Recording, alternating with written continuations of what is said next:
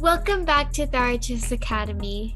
Today we're gonna watch a game from the match of solidarity between Ukraine and Norway.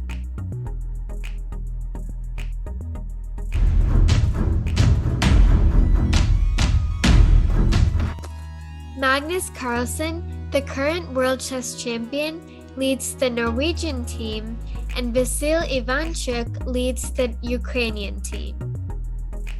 Yeah, so today we're gonna watch the game that was played between Kuzubov Yuriy and Carlsen Magnus. Yuriy played as white and Magnus played as black. So let's start. I'm so excited. Yeah, so the game is very nice. So let's see what happens in this game. So d4, d5, yeah, it's a closed opening. c4, c6. After c6, we can say that for now it looks like Slav defense. So bishop f5, knight c3, e6, knight e2. Yeah, maybe most of you gonna develop the knight to f3. It's also possible, but I guess that the knight was developed here because maybe later white has a plan to control the center and to play f3 and then e4. So if the knight is not in f3, the pawn is not blocked. And maybe later it also can get to g3, attacking the bishop. So knight f6, yeah, knight g3. Attacking the bishop. Yeah, that's why it moves away. Of course, black doesn't want to trade the bishop to the knight, especially to get doubled pawns. So bishop d3, knight d7, so just like typical moves for the opening. Yeah. Castle, bishop goes to d6. Rook e1. Probably we should say several words about this move. So Tara, what do you think? Is it usually good to have your rook at the file where you have a pawn at the 3rd rank, or if you play black at the 6th rank? So usually rooks love to be on open files because on open files they have better chances of getting to even better squares. But here there's no open file because it's still the opening and there's a pawn on every single file. So here our plan might be to later play e4, but first we want some protection before we can play e4. So maybe that's why we move our rook to e1. Yeah, of course. I mean, like, if you don't have a plan to play e4, probably you could move your rooks to d1 or c1. So, yeah, but if you play rook e1 and you know that you're gonna play e4, so that's okay. Especially if you see that your opponent can't block the pawn. So, for instance, if black tries knight e4, in this position, it's not a good idea because white has 3 attacking pieces and black has just 2 defenders. So that's why rook e3, with the idea later to play e4, is a nice place for the rook. So Magnus traded bishops. Right. Yeah, so then queen a5. Yeah, now you see that the knight is pinned. Yeah, and Yuriy decided to trade pawns. So Magnus made the right move, of course. So he captured with a pawn on c6, but I think that we also should discuss a little why he didn't capture with e6 pawn. So Tara, what ideas do you have? Okay, so if the e pawn captures back, the issue is that the king, the black king, is stuck. It's not stuck, but it's still in the center and hasn't castled yet. So if you open up that file, it wouldn't be so good for you because then white could move their pawn to e4 and try to fully open up the e file for the rooks and for the queens. Yeah, I just would like to say several more words. Of course, when your king isn't safe, but you see that the king of your opponent is still in the center, usually you have to open the position, so get some open files. So of course, e4 is the best move. As you can see, black just doesn't have time to castle, yeah? So because of e5 and white can win a piece. So probably black has to capture. Please don't capture with c3 knight. Yeah, we shouldn't forget that it's still pinned. So that's why knight takes. Again, no time for castle. Yeah, knight is attacking the bishop. So black has to capture. Probably we can take with a rook. Very soon you will see why with a rook, not with a queen, for instance. And it looks like after this check, black has to move the king, so it will not be able to castle anymore. And let's discuss why bishop e7 would be a mistake. So king f8 is much better than bishop e7. So Tara, what ideas do you have? So when the bishop goes to e7, it gets in a pin because the rook, bishop, and king are in the same file. And now the bishop can't move away because then the black king would be in check. So by black creating the pin, we can actually pressure the pin more by adding more attackers. So maybe we could try to use our queen and find out a way to pressure the bishop more. So there's two spots on e2 or on e3, but I like e2 better because on e3 it blocks the dark square bishop from developing. So I like e2 better. Yeah, I agree. So queen e2. If black doesn't want to lose the bishop, I think black has to play queen d8. Yeah. So how can we attack the bishop more? Now, if we want to add another attacker, we can't use our knight by moving it to d5 because the pawn would just capture and we would lose our attacker. But what we can do is move our bishop to g5 because now it's attacking the bishop and at the same time it's opening up the way for the other rook. So probably black has to block it, maybe f6. Yeah. So should we move the white bishop away, or maybe it's better for us to attack the black bishop more? So here we don't have to move the bishop away because we can add another attacker by now moving our rook to e1. And we have a third attacker. Yeah, I don't see how black can protect the bishop more, so if black just captures, yeah, then we take king f8, and maybe now we can think about some checkmates ideas. What do you think? So usually it's better to make a forced checkmate, and that's why you might think about queen f3. But if you move the queen to f3, it's not a forced checkmate because then the knight could block by going to f6, and that's the problem here. So yeah, it looks like we can move the queen much closer to the king. Yeah, so here we can move our queen to e6, and even though it's not a check, it's the closest to the king, and there's actually no way to stop the checkmate. And if they tried, maybe the only way we could think of is to sacrifice the queen by capturing the rook, but then we just get the queen and it could lead to checkmate soon after. Yeah, of course, so position is absolutely winning for white. Yeah. So let's go back to the game. Yeah, that's why, of course, black shouldn't move the pawn away from e6 in this position. Okay, so bishop d2 was played. For now, black has time to castle, but of course, when you have a position like this, yeah, bishop is on the same diagonal with the queen, of course, you should calculate and you should think about possible discovered attacks. For now, white doesn't have any winning moves with discovered attack, and that's why black could castle. So knight b5 was played, yeah, attacking the queen and the bishop at the same time. Yes. And also, can you go back to the last move? Yeah.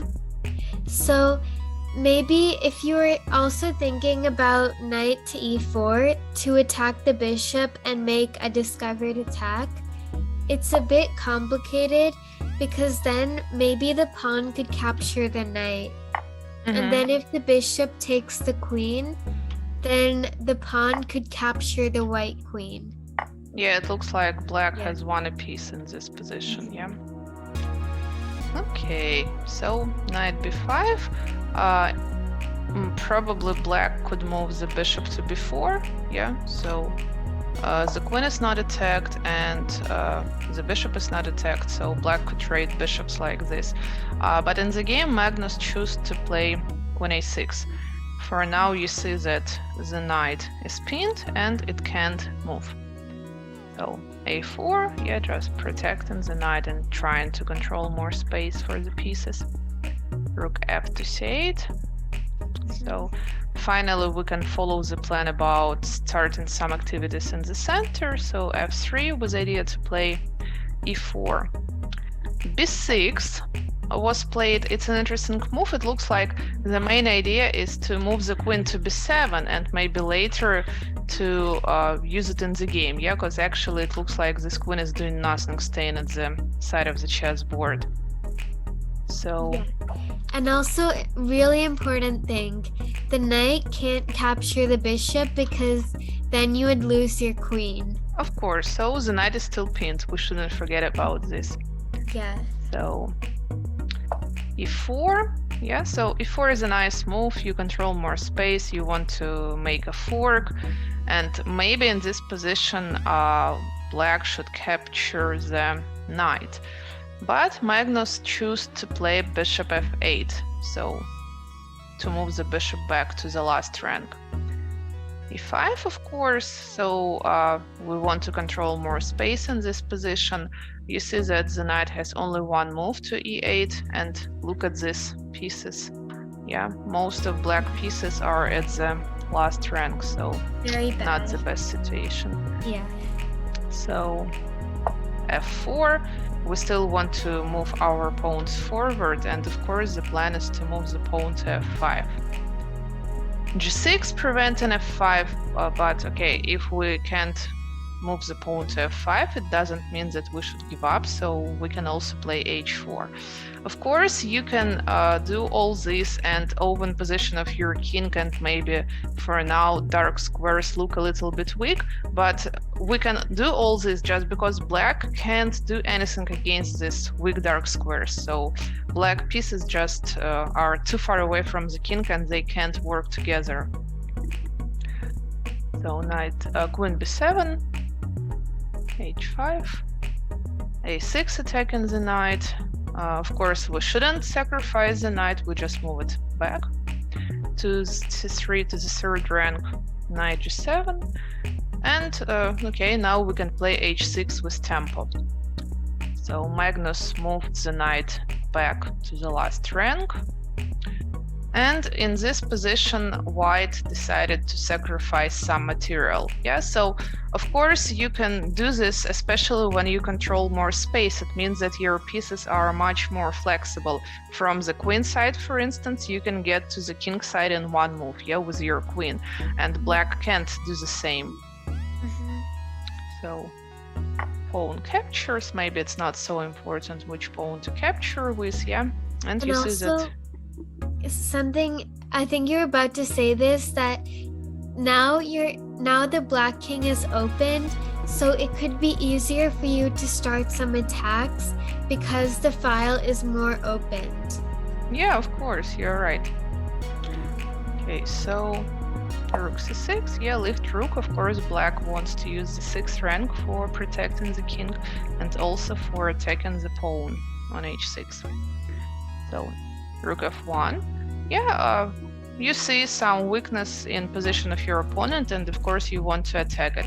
And for now, it's not so easy for black to defend it. I mean, like, the only move that I see is to move the knight to b8 and to open the 7th rank for the queen. So 4 black pieces, yeah? So just last rank, not the best place for them. Okay, so knight takes d5, yeah, so while black pieces are moving away, white pieces are moving forward, closer to the position of the black king. Rook g6, yeah, in this position, Yuriy played knight f4. Unfortunately, it's a mistake, but he was lucky that day, because Magnus also chose not the best move. He captured the pawn with the bishop, but if he would play rook takes h6, it looks like white doesn't have any big advantage anymore.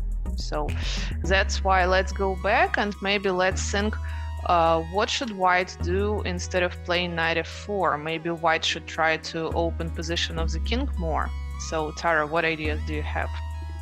So the idea that I have is to use the e5 pawn and advance it to e6. So you want to open position. So you attack this weak pawn more. Okay, what if I capture with a pawn? What happens? Okay, so it seems like a good try for you, but it's actually really not good at all, because then I would take my queen and capture the bishop, and it's a checkmate. I agree with you. So probably the rook has to take. So what happens after rook takes? So Maybe. if the rook takes, then maybe we can use an open file that we just got, so we can play rook e1.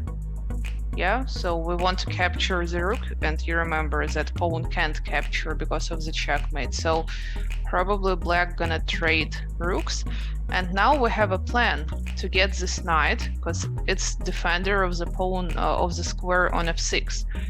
So for instance, black can continue with knight d7, yeah, because if the knight moves to c6, I think that we still can capture. Yeah, it's destruction of defense.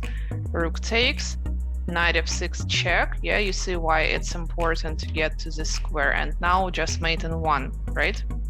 yes. So queen takes h7. So that's why it's better for black to play knight d7. What is the plan? f6 still would be defended even if you capture this knight on e8. But then maybe we have this tricky check and the power of the 7th rank. Yeah, I think that in the last video we discussed how you can use the 7th rank. Yeah, so the pawn is still weak, and what to do in this position? Maybe so this knight is pinned. Maybe knight goes to f6. Yeah, blocking the queen. But then I think we're so close to mate the king. So for now, queen g7 is not the best plan. The rook is undefended, so of course we have to defend it first. And that's why we played bishop before, and I think black can just resign. So what can you do? I want to mate you in one move. Okay, moves like knight c5, I just capture the queen. Yeah. So yeah, e6 in this position would be like gonna win the game. So knight f4 is the move that lost an advantage, but probably Yuriy was much luckier than Magnus that day. So he made a mistake, but his opponent also made a mistake. So okay, of course white captures, pawn takes, and also an interesting moment. So you see that black attacking both of these pieces, the queen and the bishop. And of course, most of us gonna play maybe queen d3, queen c2, queen f2, yeah, with the idea to defend it.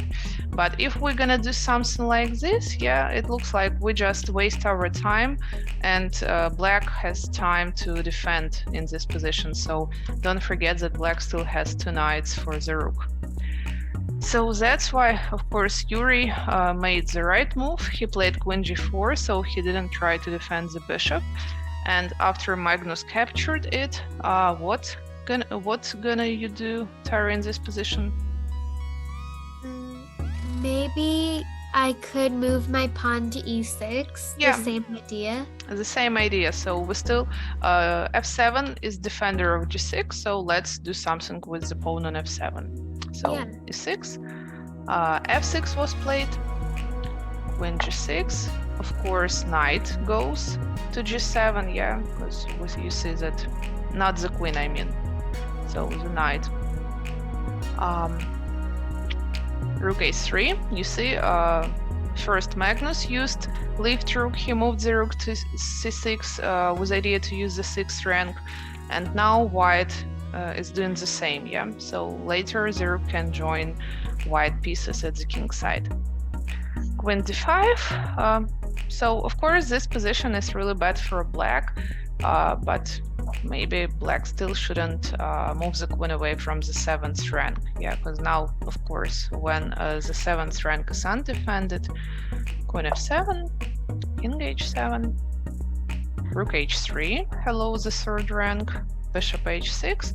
And in this position in the game, Yuriy, unfortunately, probably because of time pressure, didn't find forced checkmate. He played queen takes f6, I guess, and 5 or 6 moves after Magnus resigned. So position, of course, is still winning for white. But maybe we can try to find forced mate in 5 moves. So Tara, I think that I need your help. So just like some of the previous ideas that we've seen in the game, sometimes making sacrifices can actually help your position, especially if you have a really strong attack going on. So here I think safe moves like queen to f6 or rook to f6 won't cut it through, but if you use your rook and capture the bishop, it's actually the strongest move, because even though you sacrifice your rook, it lets you to have a mating combination. Yeah, so now we probably still should continue with check, so we can capture the pawn on f6 with a rook and with a queen. Usually if we have an attack, it's good for us to use new pieces, so that's why I prefer to use my rook. Yeah, so rook takes f6. Okay, so yeah. So the king has to. Okay, so I thought that the king could go to g5. G5. So I'm wondering if. Okay. I think we can mate the king faster in this position. Yeah, because it's going in the open and it's towards the corner. So maybe we could. Maybe we could move our. Maybe the queen could just capture the knight. Yeah, I think so. Yeah, and then a checkmate. It's not a checkmate for now, but I think now a checkmate. Yeah, so it could be something like this. Yeah, so but I think just maybe it's seems better to move the king not to the 5th rank, but somewhere to the 7th or closer to the last rank. So what are you gonna do after king h7? H7. Then I would move my queen to g6. Okay. I don't want to play king h8, then just mate in 1. So I'd better play king g8. Now I would. Now I would move my rook to f8. So just decoying, yeah? So the king has to capture, and now you have mate. A checkmate. Yeah, so just queen f7. Yeah, so very nice game. So even without final checkmate, the game is still very nice. It's really, really interesting. Good job to Yuriy. Yeah, not every day you can see how Magnus loses the game, but sometimes this happens. So what I think about the game is that I really liked that Yuriy in the middle game, especially when he tried to open up the king's position by advancing the pawns. So can you go back while I'm talking about it? Okay, tell me just what exactly you mean, which position?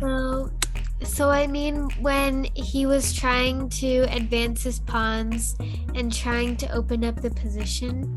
So, you mean here? Yeah, something like this, where he played h4 and then f4, and he did anything he could to try to open the position, and that was really good. Yeah. So he noticed that black's pieces are not so active, they're not very coordinated, so he thought why not start an attack and go for the king while black's pieces are not so good. So he starts an attack, he brings his pieces closer, and I think this is a really good game showing us how some middle game strategies, some plans we can do in the middle game, and especially how we can target against weaknesses. So here the weaknesses for black were that the pieces were not active and that the king was also not so safe. And later, when we started to open it, we had all these ideas of using the G file, adding the rooks as an attacker, and later we had a mate and 5 combination. Yeah. Yeah. So I thought the game was really interesting, and I hope you enjoyed it too. I did. Yeah. So I hope you enjoyed this video. If you did, please make sure to like, subscribe, and share this video to others. I'll see you on my next video. Bye! Bye.